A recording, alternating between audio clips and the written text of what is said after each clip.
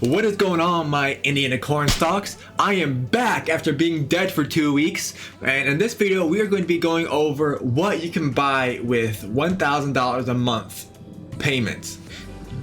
Now this is going to vary depending on your loan type, your credit score, your down payment, so there's a bunch of factors and we're going to get into that in a second. But before that, I need you to smash that like and swipe that subscribe button because we are trying to grow this channel and I need your help to do that.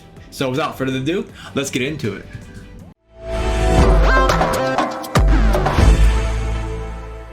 Okay, so here we have our InterSystem payment calculator. So this is a rough estimate, and for disclaimer, to get a really good estimate of what you can actually afford for $1,000 a month, you would need to talk to a local lender because they would know best. But this is just for fun, and this is to show kind of a rough estimate on what you could afford. So $1,000 a month. So keep in mind, this assumes that you're making $42,000 a year and you have no debt. This number does. So you can purchase, you have no debt and you have $15,000 cash on hand. So if you match all these criteria, you could buy up to $138,000 home for $1,000 a month. Now, if you had more cash on hand, say you had $40,000, well, you can buy a bigger home. And this, like I said, it's going to vary based off of your credit score, the taxes, and a couple other factors. Now, as soon as we factor in debt, say you're like those crazy people who have a $900 a month car payment, then that you would need to make $63,000 a year to be able to have a $1,000 a month payment on a $138,000 house. So let's just assume you don't have any debt. So you can afford up to $138,000. Well, what can you buy with $138,000? Let's go and find out here. So this is what we call the MLS. It's what we're able to use to help you find a home. And we're just going to look to see what's available for $138,000. Now keep in mind, depending on the area and the condition of the home, it might go above that price. Someone might buy it above that and you'll be left out of the loop. What can we buy? So let's not start at the very low end of $40,000. Let's go to something reasonable. So this one was listed. So this is a great example of that. Not everything sells for $20,000 above. This one ended up selling for, what is that? 16,000 below, 14,000 below, something like that, 13,000 below asking. So not everything sells for above asking. Some things sell for below asking. Well, let's see what they got for $48,000.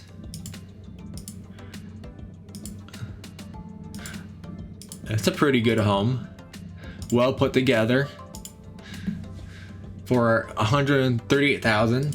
See, 130 in Mishawaka. I love Mishawaka and South Bend area because they have the most affordable homes, and the homes typically look the best in the area. So if you're really looking for a home and you're not picky about where you want to be, the Mishawaka, South Bend area is a great place to start.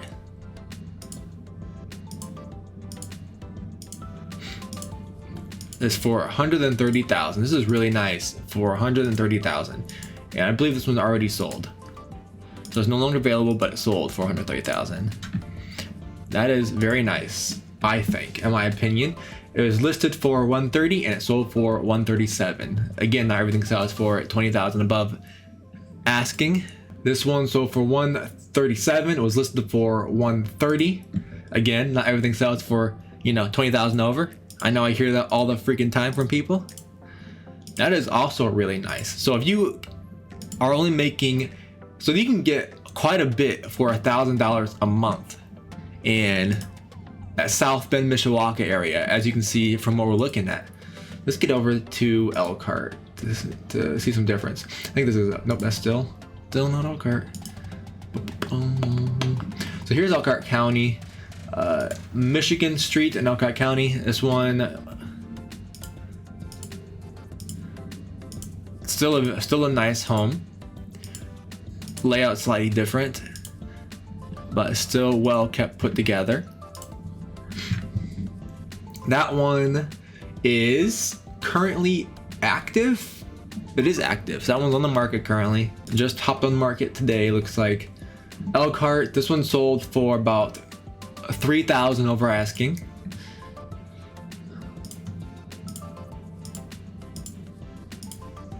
Still not a bad place for $1,000 a month.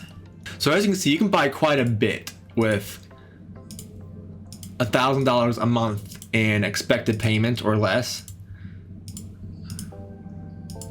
I prefer the St. Joseph County area because I like the homes over there better, but some people like Elkhart better. It's completely up to his own and his or her own opinion. Now, for sake of experimentation, let's see what you can buy for 150. You would need to make 64,000 months. So let's see what you can make with an average annual income as a single person. Assuming you're single. If you are not single and you have someone with you, then you might be making more up here, which is the average, 58,000. So you can afford a $184,000 home if you're making an annual income of 58,000 of everyone on that loan. Assuming you are single and you only have, so you make $30,000 a year because that's the average, then you can buy a $100,000 home for a $700 a month payment. Well, what can you buy for $100,000? Now this is where I definitely recommend going over it to St. Joseph County because there are a lot of homes over there, or there used to be. I'm gonna shoot myself in the foot by saying that. There was a lot over there for under 100,000 that you could buy. Let's switch up our criteria. See, 100,000. Anything under 60 is a junker. My prediction is St. Joseph County is gonna look a lot better.